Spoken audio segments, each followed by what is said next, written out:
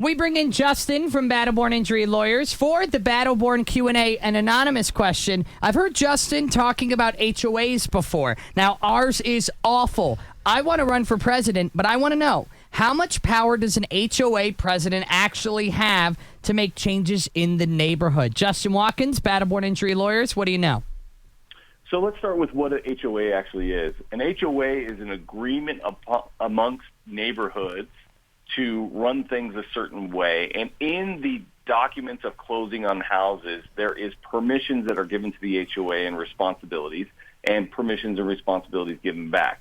So typically, not all HOAs would say, but typically the HOA is responsible for all common areas, bordering walls, and say like landscaping that has to deal with in common areas.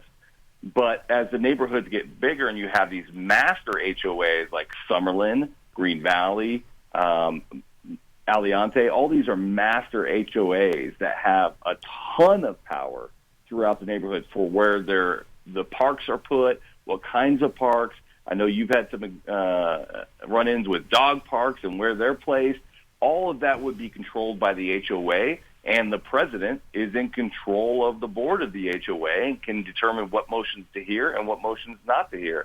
They don't guarantee a win, but they can guarantee prevention of a loss, meaning you don't have to entertain a motion that you know will lose if you're the president. So that's the long and short of it. Being the president of the HOA is a big responsibility. You have a lot of statutory obligations under law, but you do have quite a bit of power. I'm just assuming that the president of the Summerlin HOA has a lot more power than like my retired old grumpy man of president of the HOA of my development. So, well, in all the major developments, master planned communities in Southern Nevada, I don't believe any of them are currently under homeowner control, meaning the developer is still in control of the board. So in Summerlin, Howard Hughes Corporation still controls the board. Got it.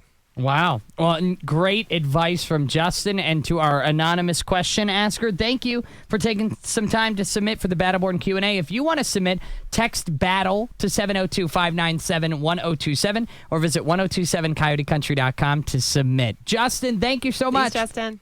Thanks, guys.